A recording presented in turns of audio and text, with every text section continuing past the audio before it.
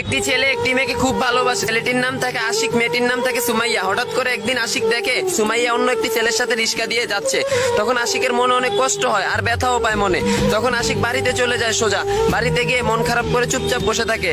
বিকালবেলা ডাইরেক্ট সুমাইয়ার বাসায় যায় সুমাইয়াকে সজোরে একটি চর মারে আর বলে, বেঈমান রাস্তার মেয়ে পতিতা, তুই আমার সাথে এত বড় একটি সিটিং করবি আমি কখনো ভাবিনি। তখন সুমাইয়ার চোখ দিয়ে পানি পড়তেছে আর কিছুই বলতেছে না সুমাইয়া। তখন এগুলো বলে আশিক সুমাইয়ার বাসা থেকে চলে আসার সময় পিছন থেকে সুমাইয়া ডাক দেয়, শোনো।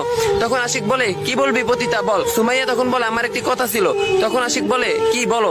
সুমাইয়া বলে, তুমি আমাকে ভুলে যাও, ভালো একটি মেয়ে দেখে বিয়ে করে সুখে থাকো। তখন আশিক বলে, বেঈমান আমার ব্যাপারে তোর কোনো খোঁজ নেওয়া লাগবে না, তুই তোরটা দেখ, আমি আমারটা দেখবো। তারপরে কিছুদিন পর আশিক হাতে একটি কাঠ নিয়ে সুমাইয়ার বাসায় আসে।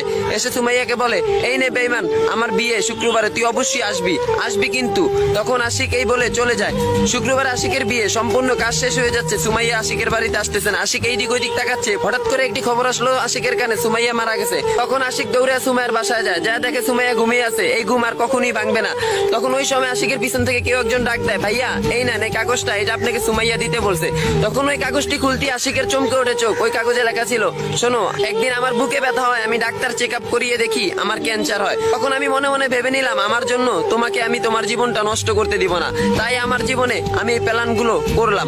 তো আমার কোনো কষ্ট নেই। আমার তখনই কষ্ট হতো তুমি আমাকে যখন বলতা রাস্তার মেয়ে পতিতা। তখন আমি নিজেকে নিজে জিজ্ঞাসা করতাম, আসলেই কি আমি তা। যাক, এত কথা বলে তোমাকে এখন লাভ নেই। আমার একটা দাবি আছে তোমার কাছে, যদি আমাকে কখনো একটু ভালোবেসে থাকো, তুমি ভালো একটি মেয়েকে বিয়ে করে সুখে থাকবা। তোমার সুখ দেখলি আমি অনেক খুশি হব। গল্পটি কেমন লাগছে অবশ্যই কমেন্ট বক্সে বলে যাবেন।